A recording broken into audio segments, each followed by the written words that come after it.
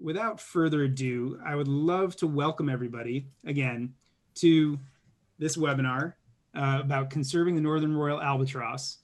And it's really my pleasure to get to introduce to you, if I can find my window, perfect. I'm really excited to introduce to you someone who I got to meet when I was there to install the new camera.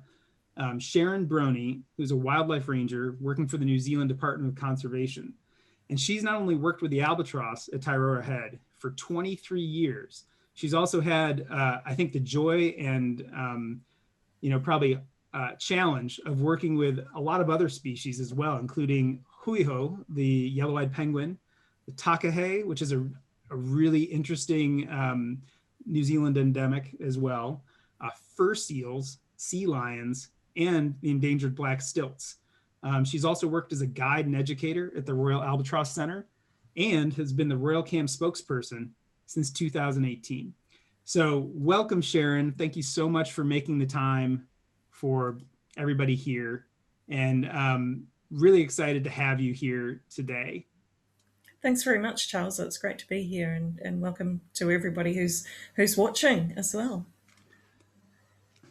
So we've got a lot of questions that have come in already, and we're going to try and get through a lot of these during this hour. And a big chunk of what we're here to talk about is actually the work that the Department of Conservation has done, not only really with albatrosses, but I thought that our audience would really gain a lot from getting maybe an overview sketch of what DOC does, the Department of Conservation in New Zealand. Okay. Well, the Department of Conservation looks after all the endemic New Zealand birds, a couple of bats, and marine mammals, and fish, and insects and plants. We also protect heritage sites. Different types of habitat are protected and managed by the Department of Conservation. And so there's, being an island nation, there's a lot of flightless birds which have been impacted by introduced predators. And so there's a lot of work to protect them because they're the global population of those species. I think that is, for many of our viewers, certainly in the US, kind of a different mindset to have to think about when it's not just the birds in your yard, for example, or in your local park. Those might be the only birds in the entire world of that species. And for most of the species in New Zealand, that's the case, correct? Yes. And so when it comes to the work that DOC does, and if we think about the albatross in particular now, I'm guessing that DOC isn't working by themselves to make this happen either. It's not just the DOC sort of saying conservation is important.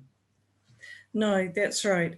Here at Tairora Head, the land is originally a very important cultural site to the Maori people.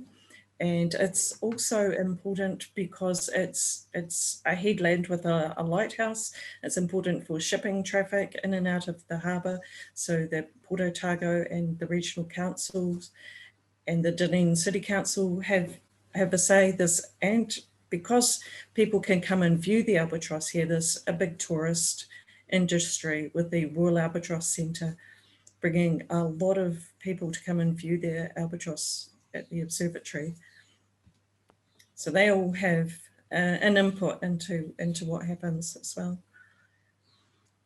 Yeah, it sounds like quite a team, and people who have been invested in birds for a long time in some cases when it comes to the local indigenous groups.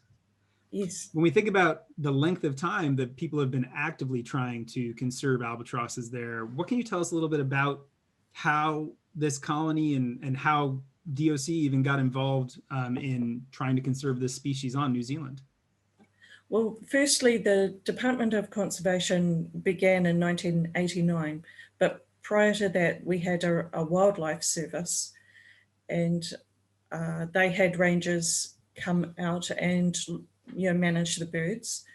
And before that, it was actually one individual, a teacher called Lance Richdale, who in 1938 camped next to a nest with a chick, and that chick ended up being the first chick ever to fledge from Tairua Head that we know of, because prior to that, they had been either attacked by dogs or people stealing the eggs or smashing them, or just scaring away the birds. So it was one person initially. Wow. And then So the department became involved sort of much later in 1989 as the population's starting to grow. And we've been here ever since. it's amazing that you can actually trace it back to a single person's actions. And hopefully, I hope that for our audience out there, part of the takeaway at the end of this is that one person's actions can make a very big difference. And we're going to see, I think a little bit later, maybe how people might contextualize their own efforts relative to conserving albatrosses wherever you might live. Mm-hmm. But I thought it'd be helpful for some folks who maybe have never been to New Zealand. I know it took me over 40 something years of my life to get there, and it was only this amazing opportunity that made it so I could get there. I did not know even where Dunedin and Tairoa Head were. And so we have a little Google Earth animation that I thought I'd play for folks here with a typical, hopefully you've all been on Zooms where just someone's searching for their share screen button. You should be looking at kind of a picture of the Southern Ocean, the South Pacific, Australia in the upper left there. And we're just going to do the classic zoom in on Tairoa Head. So you guys should be able to see this moving in here. So it's on the South Island, as you can see. And as we get from that camera, there's a giant harbor that stretches up inward. But the cool thing about the head is it actually points outward towards the ocean. Is there anything that you might want to share about what it's like to work on this like little windswept peninsula, Sharon? Yeah, it's a very exposed place. It's very windy, and that's why the albatross can nest here, because they need that wind to land and take off in. Being such a large bird and such long wings, they must have a certain level of wind before they can fly. It's close to really good feeding grounds. And it's pretty spectacular view. It's awesome. Yeah, and just being able to zoom in and see just how isolated New Zealand is out there, where these birds are living. It actually gets to one of the questions that came in, a number of people asked about was these birds, these royal albatrosses, right? The first one you said fledged barely 100 years ago from that site. There are more of them somewhere, these northern royal albatrosses, yes. Right? Like where are they, and how many are there, kind of broadly speaking, but then they're in New Zealand that you guys are conserving? Right. So the world population is thought to be around 20,000, which is not huge numbers. There's only 3 other breeding sites, and that's in the Chatham Islands, or little rocky islands next to the Chatham Islands, which are very inaccessible, and they're about 1,000 kilometres or a day's flying for an albatross from Tairoa Head. Holy cow. So it's thought that our initial population were immigrants from these other populations, and they've come here and decided to live here, which is unusual because normally they're really loyal to where they were raised. We've had birds who, when they're 5 years old, they come back and they land within 50 metres of where the nest was that they were raised. So they have got a really good sense of where they are from. So that's the fact amazing. That birds have moved is quite unusual. That's an amazing, when you think about the distances these birds travel, that they might return within 50 feet of where they hatched is pretty incredible. Yeah. My goodness.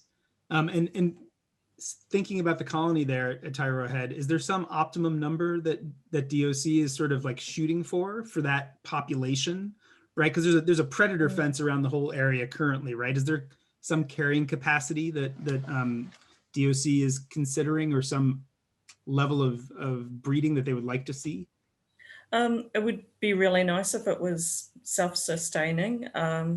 What numbers that would be, I'm not sure, but certainly a lot more than there is now. There is certainly a lot more room for them for at least twice as many, if not more, than what we have now. So the population at Tauranga Head now is probably between 250 and 300 individual birds. Wow. We can never count the ones who are 1 year old to 4 or 5 years old because they're not here to be counted. They're away feeding, in the Southern Ocean.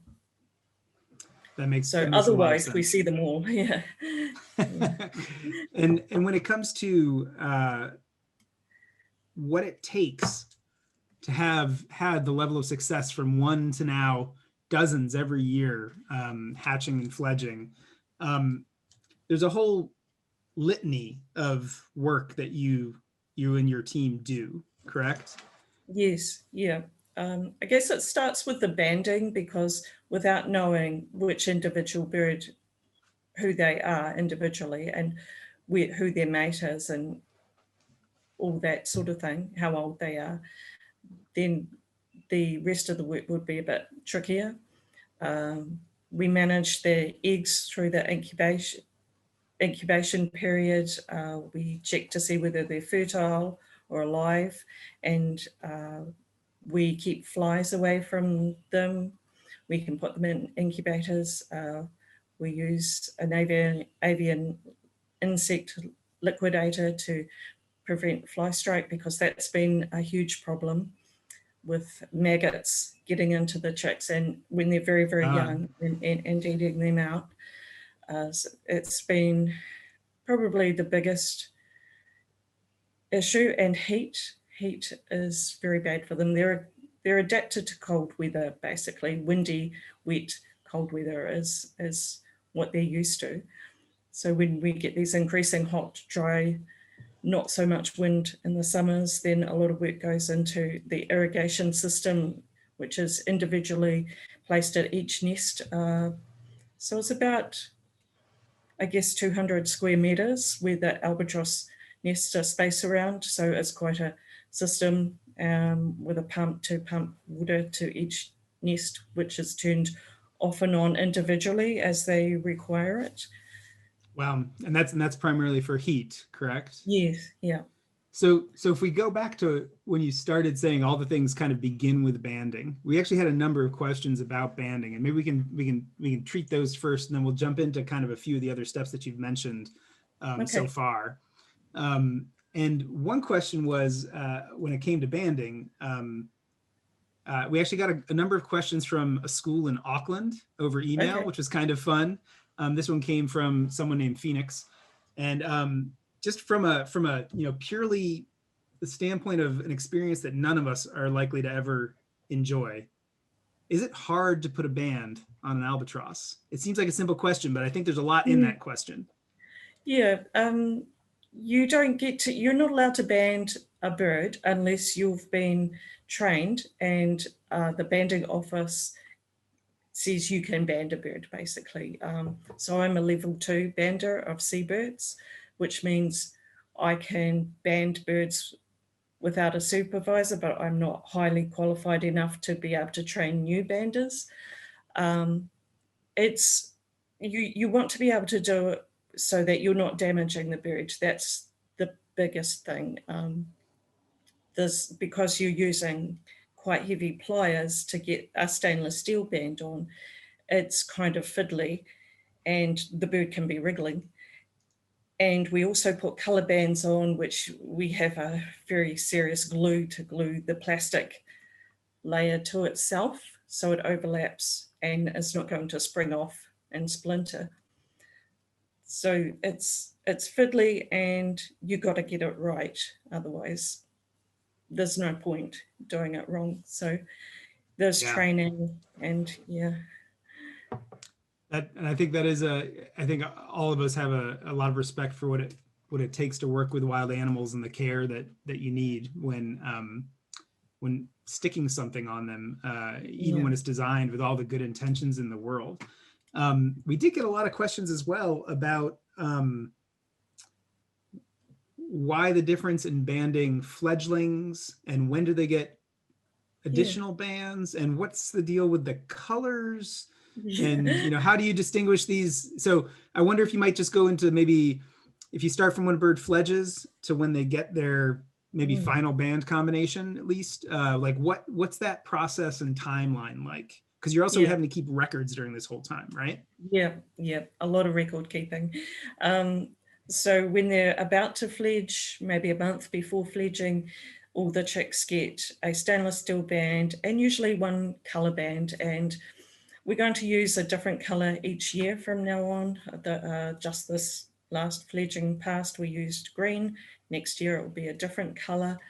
And it's important that when the chicks start moving around, that we know which individual is, because it might need fed. We might need to put it back at its nest if it ends up somewhere odd. It doesn't happen very often, but it can. And so they have a number that's engraved into that plastic band so that we can easily see it. You've got to get fairly close to see the number, the unique 5-digit number on the stainless steel band. So they're not ideal for identifying the bird individually unless you get really, really close. So then they fledge with those bands, and only about 60 to 70% of those birds are going to come back. So we don't want to use up our 3 or 2 colour code combinations that we use for the adults on those birds when, a third maybe don't come back. So when they come back, the individual colour that they were given as a chick is taken off, and they get a 2 to 3 colour combination, and we use colours like blue, red, orange, green, white, lime, black, and we've recently introduced pink. And that will be their permanent combination. They've still got their stainless steel band with their unique number, so we can follow that through from when they were a chick. That's great. Yeah, and I think that I think people get confused because they can't see that like you said, even at close range, it's hard to see that individually numbered stainless band. And when we see the younger birds come back to the colony, they don't have the unique combinations like LGK or these other birds that we seem to know so well. So that's really interesting, and it makes a lot of sense. And do all the records sit right there in DOC? Like you guys manage those records for the birds? Yeah, we've got records for banding. We've got records for each year, who nested with who, whether they raised a chick or not. All the management that we do gets recorded. It's a lot of records. And so if we move from, okay, we've got band of birds, we know who people are, we know who's mating with whom, we know who this nest is about. They get together, they lay an egg. You mentioned talking about determining whether or not that egg is fertile, right? And when I was there, I got to film you doing a quick, efficient candling of an egg. So I just thought I'd play a little short 1-minute video. Feel free to talk over it. It doesn't really have any useful audio, but I think that people would probably really appreciate hearing a little bit about what's going on when you candle an egg. So here you go. You should be able to see this. All right, so I'm holding a fake egg there and getting the real egg out of the nest. And the eggshell is porous, and so you can see through it in the dark. You can see here I've got this black thing over me. It's going to provide the dark. And I've just weighed the egg. Now getting it set up for candling. There's the torch there. I disappear underneath this. My little portable dark room, and then shine the torch through, and so you shine the torch into the this is also a fake egg, into the round end where there's an air cell, and then under here, if it's fertile, you should see an embryo and blood vessels radiating out from that little embryo area. So, and then the egg goes back to the nest. So since you were smaller, obviously when that video was playing, and I wonder if you might hold that egg up again, just and show Sure. the area of the egg that you were talking about being able to see maybe hold it up a little towards your camera so people kind of see. Yeah. Yeah. So where would So you be? yeah, there's the round end and the pointy end. There's an air cell here because that's the part that the chick is going to push through the membrane when it's hatching and hatch at that end, all going well. Occasionally we have breech ones that are at the other end, but the vast majority are at this end, and the embryo should be sort of in the middle at the top there. And how often do you wind up candling the egg prior to hatch? Is that something that happens once, 3 times, every week? Typically twice, one at the stage where it's 6 to 20 days old, and then we can tell whether it's fertile or infertile. Then as the embryo is growing, it darkens over and we can't really see what happens so much. And then towards hatching, some of the embryos might not survive. So we need to remove any dead eggs and replace them with a dummy egg. So then that parent can end up fostering if we need a foster nest. So they will be candled then. Eggs that we're uncertain about, can be tricky when if they've just died to know whether they're died or how close they are to hatching. And if they're in the incubator, then we might handle them more frequently. But the ones at the nest, we try to keep that down to twice during that whole 2.5 month period of incubation. And as we saw last year with Atavai, when that egg started pipping, you also removed that egg right from the field and put it into the incubator, right? So pipping, yes. Maybe you could explain what pipping is and then why you took it to that incubator. And is this a common thing that you wind up doing? The pipping happens here. It's just when the chick with its little egg tooth, like a little lump on the end of its beak, pushes from the inside of the egg and creates a wee opening. So once that opening has occurred and it's more than say the end of your fingernail, then a fly could get in. And if a fly gets in and lays eggs, then the maggots start to grow. So these days, all of the eggs are put into the incubator at that stage so that they can hatch safely without flies there.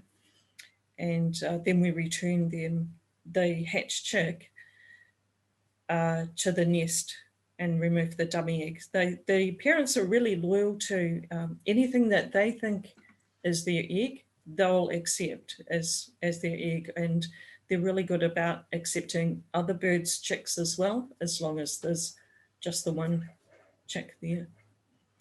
So this is primarily a strategy to combat fly strike, where flies are laying eggs and the eggs hatch and then the maggots attack the young sort of helpless chick. And would that kill a chick? Yeah, absolutely. And it's probably a pretty painful death because they get inside the nostrils and So with this intervention, have you guys seen a change in chick survival? Yes, we had last year, there was no hatching eggs with any maggots. There was one chick who was a bit older who got fly strike, but not so bad that we couldn't save it. And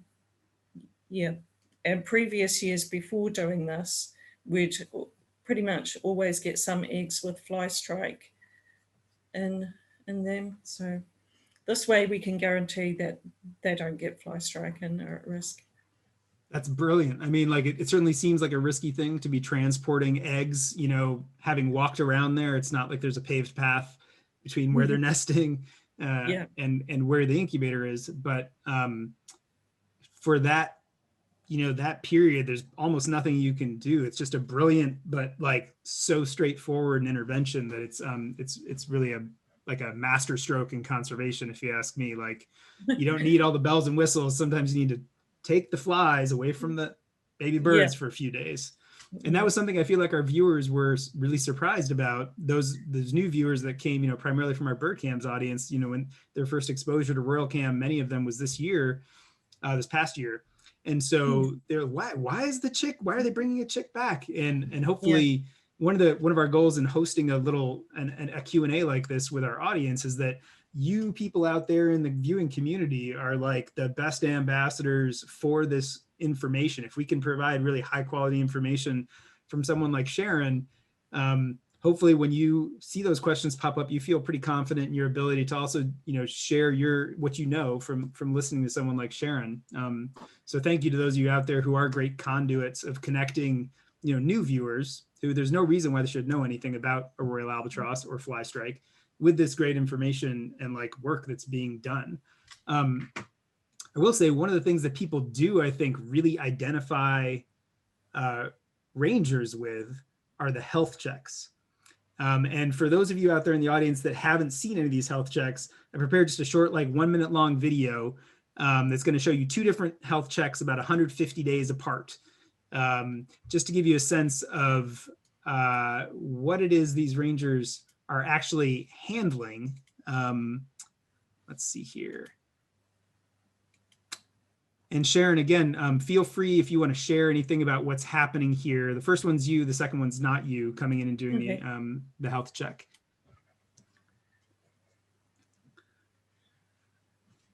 And if I remember right, this is just a couple weeks after hatching. Yeah. So, first challenge is to get the bird up and lift it. It looks about 2 weeks of age. Yeah. So maybe about 500 to 800 grams at this stage. So just having a quick check of its bill, and then it goes in the little bag there to be weighed. The weight of the chicks tell us so much because they should go up in weight at a certain rate at each stage, and females weigh a little less than the males. So yeah. And we know the average weight that males and female chicks weigh at each day from hatching right through to fledging. So we can plot that on a graph, and if it's too low, then we'll supplementary feed. I'm just moving it out of the wind there because it's such a small chick. The wind's blowing it, and so not able to get as an accurate weight as we'd like. And what were you examining the bill for? Just to see if there's any maggots, anything stuck in there. Sometimes they can chew on bits of grass from the nest, and you might need to pull them out and just to make sure they're looking healthy, their eyes are bright. And all right. Now this is a much larger chick. This is about 160 something days. Yeah. So we're looking, you can see, if it's healthy around its face, and then weighing here. Obviously, I'm a much bigger basket to weigh them in. They don't need a huge basket. They just need to be able to be snug in there. And maybe this one's about 7 kilograms by now.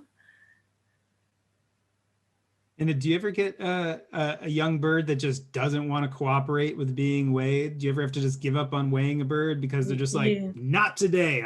It's not on my watch, at least today. Yeah. Well, the one of the defense mechanisms of an albatross chick is to actually vomit out its fishy, oily stuff that it's got stored in its proventricular. And if it does that, it will get oil on itself, on its down, and then that down and feathers will be not as waterproof. So we don't want them to do that. They're also losing nutrients if they do that. So if they're going to throw up, we generally try and back off. Sometimes it happens suddenly, and it happens. But yeah. And I think especially for new viewers, those are the moments to me that brings the reality of this bird to life. Looking at it, with essentially just the grasses of the headland, it's really hard to peg how big a bird that is. You know, when it stretches its wings, okay, it's obvious it's got long wings. But when you see a human, you know, that was Colin. He's a big guy picking up, you know, with Yeah, both hands and really respecting that bill. That is a gigantic bird. What does a full-size adult bird weigh? About Roughly? 8 kilograms, 7 to 8 kilograms. And in fact, the male chicks will get much heavier than their parents, and even the female chicks do as well. So a healthy female will get up to 9 kilograms, and a male 11, perhaps even 12 kilograms in weight. Yeah. I mean, for those of us in the United States, many of us just came out of a Thanksgiving weekend when turkey is the traditional meal here, and anything bigger than like a 12 or 13-pound turkey is just an extraordinary size, just bird. It feels like, Yeah. you know, whether or not you eat meat or not. And to imagine a wild, you know, seafaring squid annihilating, you know, predator that's, you know, 2 or 3 times the size of kind of the biggest fowl bird that exists here. It's an amazing, a really amazing, just like point of life that we don't get to see, and it's great to see you guys next to it, because it does show everybody this is a scale animal that you are not used to seeing where you live, probably. So thinking about where it is they go when they leave. So we know that the adults have to provide an extraordinary amount of food to turn that tiny little chick into that giant chick, just in a few, well, in many months, but in what is comparatively, for what they live, a very short period of time. What can you tell us about kind of where they go, how far they go, how long they stay away from the nest, how long can a chick go without being fed, all those sorts of things, and then we'll maybe think about how you guys manage that risk of the chick getting fed. Right. Well, the parents, when they leave to find food for their chick, they go out to the east coast of the South Island, perhaps as far north as the middle of the North Island, out towards the Chatham Islands, and south towards the subantarctic islands on the eastern side of New Zealand. They may be away for a day, they may be away for 2 weeks. And they can fly about 1,000 kilometers a day. They fly it over, they fly with the wind, so they can fly over 115 kilometers per hour. We first measured that by one passing a helicopter at 115 kilometers per hour. So, yeah. Wow. And they tend to spread out. They don't go off altogether and feed in one location. They're very much spread out. And then they come back, and the chick can go for a while without food, maybe a week, but then it will start to lose condition. And if the parents don't come back for a while, then we can supplementary feed them. If the parent doesn't come back at all, we act as the parent by supplementary feeding that chick and getting it through. That wouldn't happen on isolated islands. On an isolated island, if a parent doesn't come back, that chick's not going to survive. So that's why we supplementary feed, because otherwise we've lost that chick. Right, and you're actively trying to not lose chicks, which means you're going to try and make sure that every chick and also every parent that's willing to raise a chick, like you talked about putting dummy eggs in nests, can be a part of that effort, right? Yeah. And so you talked a little bit about where they go, and we actually had, I don't know, easily a half dozen questions so far come in from the group of people that registered and already in today's webinar, asking about not only how you get those data, but then people asking, are you planning on putting satellite transmitters on these birds? Is that something that DOC does? Has it been done in the past? Is there research published? where could I go to learn all about? Is there a book? Is there so there's a lot of interest, I think, because these birds travel so widely. And I wonder if you might be able to speak a little bit to whether DOC does that kind of work or has plans to or has done, and kind of where people might go to learn more if they want. Yeah, there has been some researchers do some work on satellite tracking. As far back as the late 90s, satellite tags or trackers were put on. And we've got records of birds who have flown to South America. And we already knew that, when they leave here, they go and feed off the waters of South America because of records from boats and people out in the ocean. There's records of them coming back via the southern bight of Australia because they're tagged, and if somebody records the band combination, then it gets reported back and we know, oh, that bird was on that date coming back via South Australia. So there's been satellite tracking done when parents have been raising young chicks, and that's how we know that they're feeding off the eastern side of New Zealand out towards the Chathams, subantarctics, etc. There is some work done on fledgling birds. So the tag was put on their back, and then it lasted for about a year because it's tied to feathers. And then when those feathers molt in about a year, that tag drops off. So we know in that first year, they feed off the coast of New Zealand, then take off, spending a couple of weeks flying across the Pacific Ocean. It's about 9,000 kilometres, so it's a bit of a way, probably not feeding during that time. And then they go to the really rich feeding grounds in the Humboldt Current of South America. So that was done by a research student, Bindi Thomas. And I think we've got a link from what the other research paper on the What to Expect page on the Royal Cam page. If you scroll down there, that link's there. Great. We'll try and post that to the Royal Cam Twitter feed, if not during this, following this, for people to be able to find that information. Yeah, and yeah, it's not something we do regularly, but it has happened. So when we think about these birds flying, both the adults and the young, but we get to see mostly the adults coming in, right? Yeah, they're coming with these giant loads of food for the young. And I thought I'd play just a short clip of a very young chick getting a meal here as to kind of kick off our conversation, or a conversation about what it is they're out there looking for and foraging on. So, and again, if there's something you want to talk about that you see in this video, it's only about 15 seconds long, so we can also just let it play through here. So this is only maybe a 3-week-old.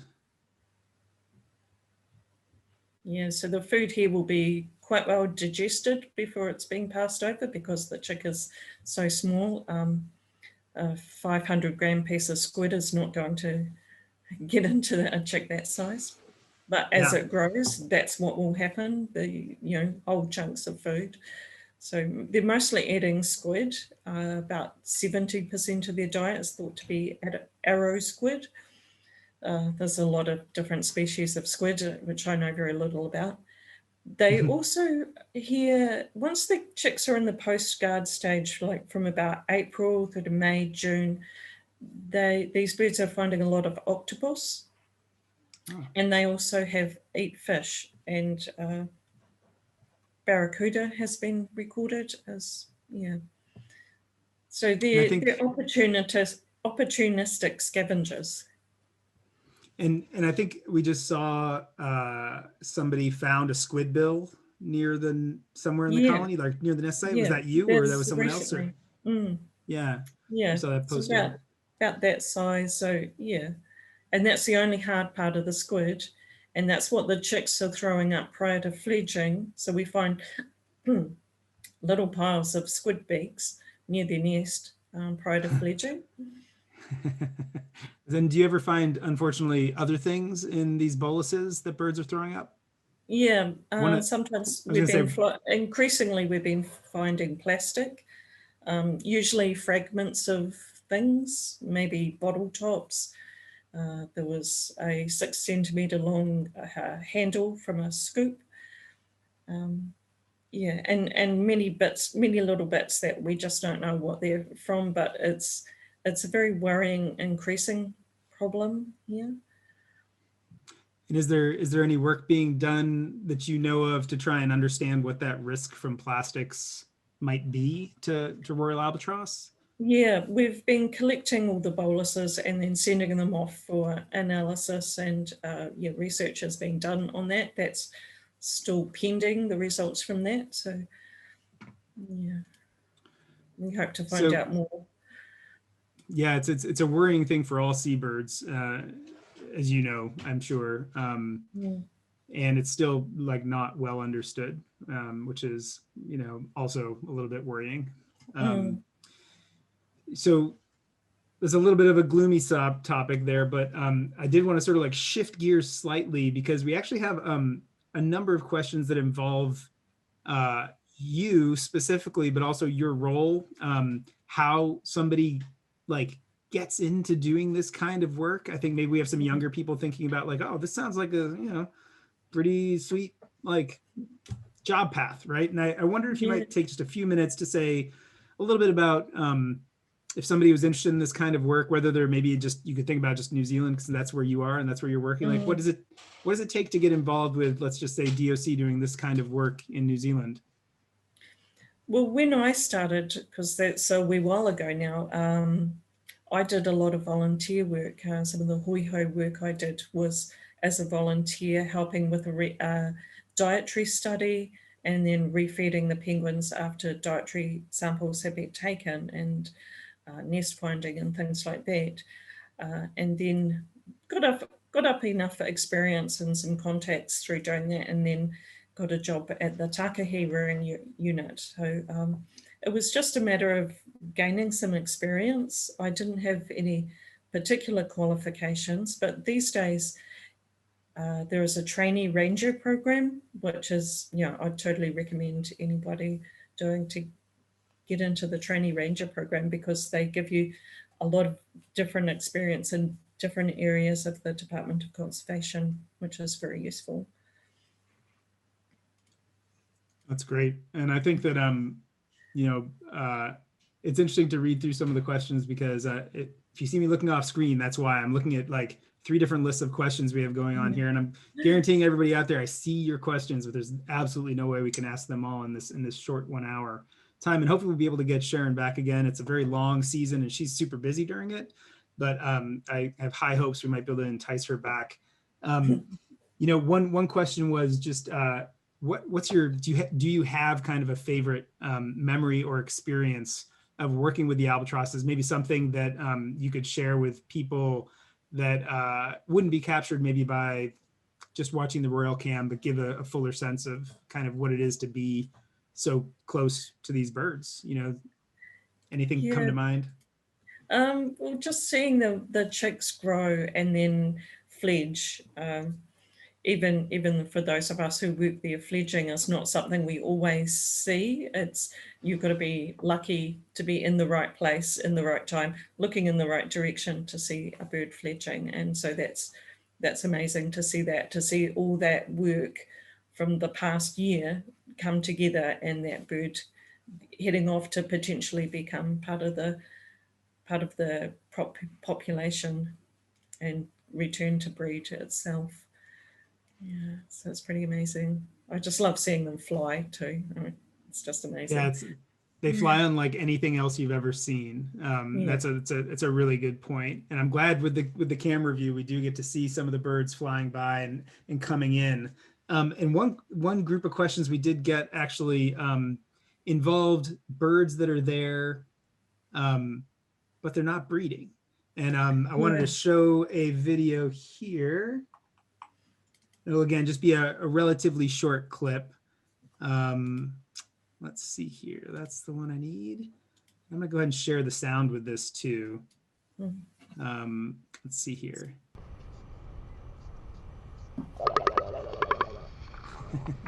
Right, so that was a male chasing away another male. There's a female heading towards the chick, but one of the males has come back in and they're just moving around and try to grab some feathers. They're getting to know each other. So like what are these birds doing? Who are they? Like they're like how do they fit in with everything else that's going on? When we think of a colony, I think to a lot of us, we're thinking about it being a place where these birds are coming to have a nest, breed, Yeah. but these birds are not doing that. Can you tell us a little No, bit about like who these birds are and why they're there? they're about they're probably between 5 to 8 years old. So it takes that long for them to choose a mate. It takes at least 3 years for them to choose a mate. So these young ones haven't got a mate yet. They only do their choosing and their socializing during the summer months. So it's limited amount of time. They're sort of in groups, a lot of posturing. Look at me, I'm so fantastic, type of thing, and yeah, it takes quite a while, and they're around the nests. And before they're 5 years old, they've never seen a small chick before, not since they've been a small chick themselves. So I think they're very curious, and we're starting to think that maybe it has some benefit to them when they first start breeding. We're not really sure. Yeah. I like that idea that they may have never even seen a chick. You know, this like Yeah. them experiencing that chick might be just like us experiencing it a little bit for the first time and being pretty excited about it ourselves. Yeah. So one you might be able to comment briefly on this. We've probably gotten 10 comments or questions so far during this about how calm the birds are around you and all the rangers, how Mm. they let you do these things to them. How did you get them to be so tame? How did you train them? You know, and I wonder if you might be able to just sort of like touch on how typical the behavior is of the birds we're seeing on camera and Yeah.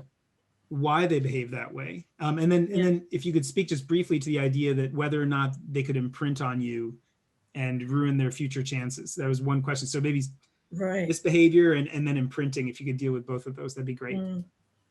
Okay, so for the royal cam, we choose a calm pair. We don't choose the two or three really aggressive males who are in the colony to be on the royal cam. Um, there are a couple who are really bitey, so they're never going to be on the cam. The ones that we choose are probably average and in terms of calmness, and they're just really loyal to their nest, and they're going to sit there unless there's extreme pressure for them to hop off. Because they're such long-lived birds, the ones who are older, they've seen us a lot, you know, and we go and identify the parent every day when they're incubating the eggs, so they get used to us. And we also do move very calmly and quietly. We've got some little techniques to calm them down, like offering them the grass, showing them a dummy egg that will help settle most of about 99% of them down. So they're not really trained as such. They're still wild birds, but they're so loyal to incubating that egg or chick. And you mentioned some of them have probably seen you for many years. What is there an can you mention sort of how old these birds can be, and maybe if you know off the top of your head like what some of the oldest birds in your colony might be Uh, roughly? yeah, the oldest bird we've ever had was 61 when she was last seen. Um, I haven't worked out which one is the oldest bird this season, but it should be someone who was in their 30s. So, and then OGK, who was the dad of Atawhai last season. He was 23, so he was an egg when I first started working there.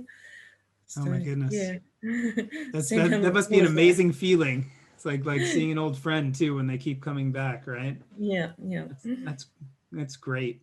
Um, well, we're getting on towards the end of the hour, and I wanted to I saved what I think are a couple of good questions for people to go away with here at the end, and then I wanted to give you a couple of minutes in case there's anything else you wanted to say afterwards, Sharon, just to make sure that you get the Okay. chance to not just be barraged by questions the whole time.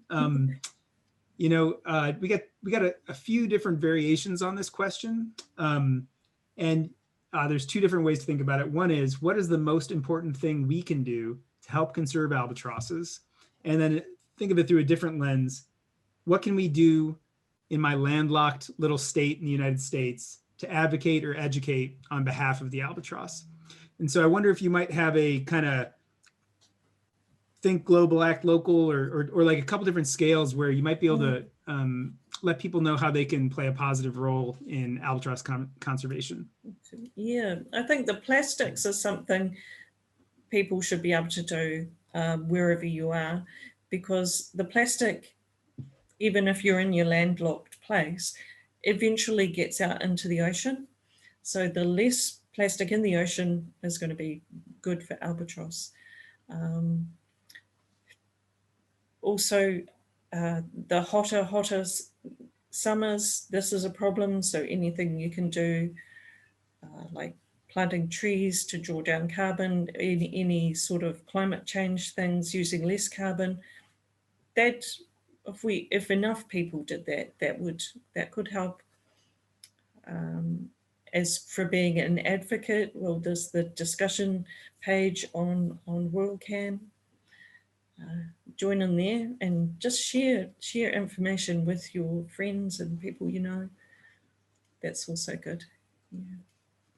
Is there, and I think since a lot of us are not from New Zealand and maybe came to Royal Cam after its, initial year or two, I thought it might be interesting if you might be able to share a couple thing or just observations or like, what is your impression of Royal Cam within New Zealand? Like, do people know about Royal Cam? Yeah. Or do people know about the albatross? Or how does the Royal Cam? Do you feel like it's doing a good job within New Zealand of connecting people with this, vital species that's really kind of tucked away in a corner where not that many people live, right? Yeah.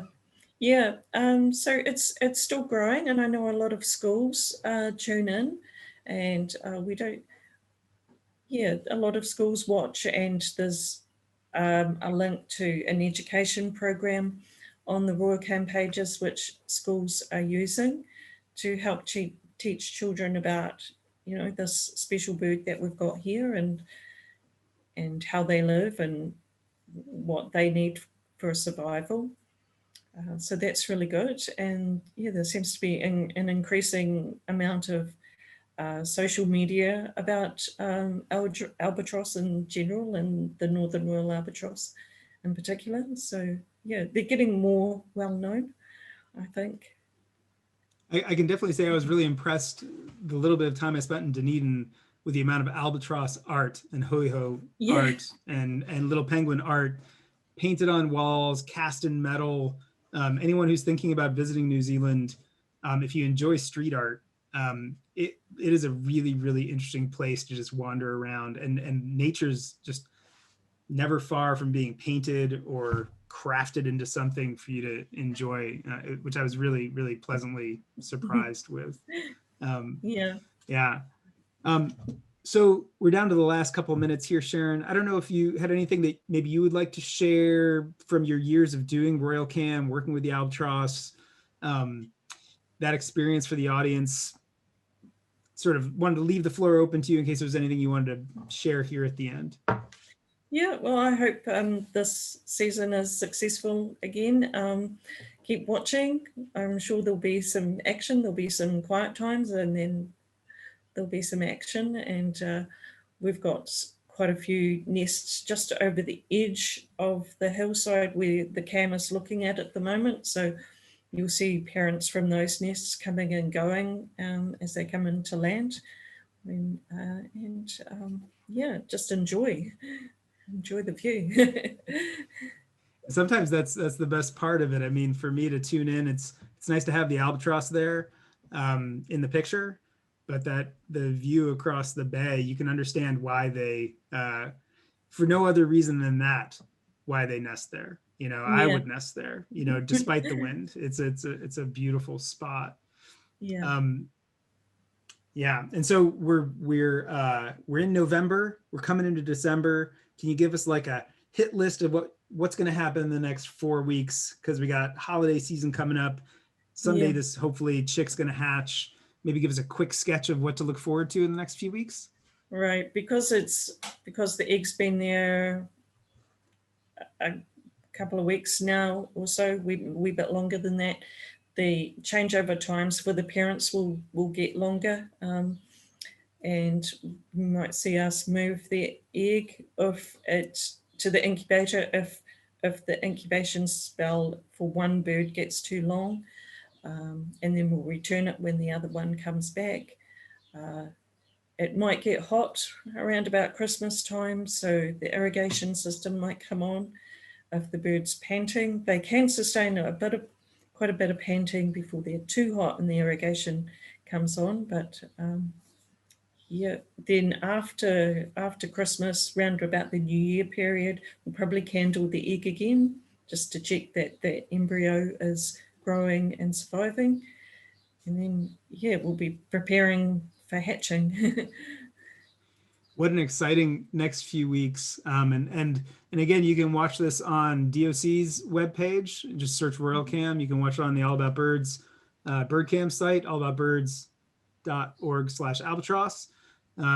We both have Instagram pages, Facebook pages. If you don't feel like you have time to watch, you want to see what's happening every day, there's a Twitter account set up just for the Royal Albatross Cam, just Royal Albatross Cam on Twitter, where you can post your sightings as well. And there's a discuss comment feed on the site that Sharon pipes into.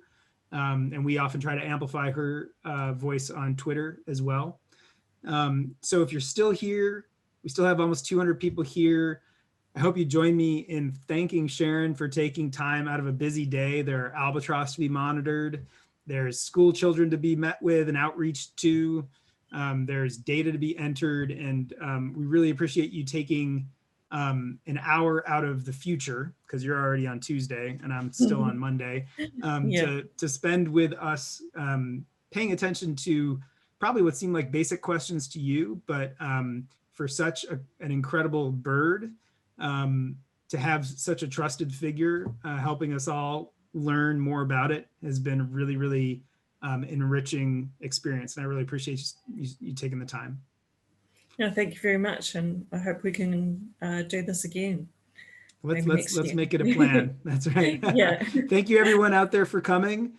We really enjoyed seeing you. I'm really sorry we couldn't get to all of your questions. We'd have to extend this to the length of the Royal Cam season, I think, to actually fit them all in. But we'll try and take a look through some of them, and if we can answer some of them on Twitter in the future, we will. So again, thanks everyone to coming. Thank you so much, Sharon. Looking forward to this season with wings out. I'm ready to soar. Let's make it happen. Thanks. Thank you. Take Bye-bye, care, everybody. Bye-bye.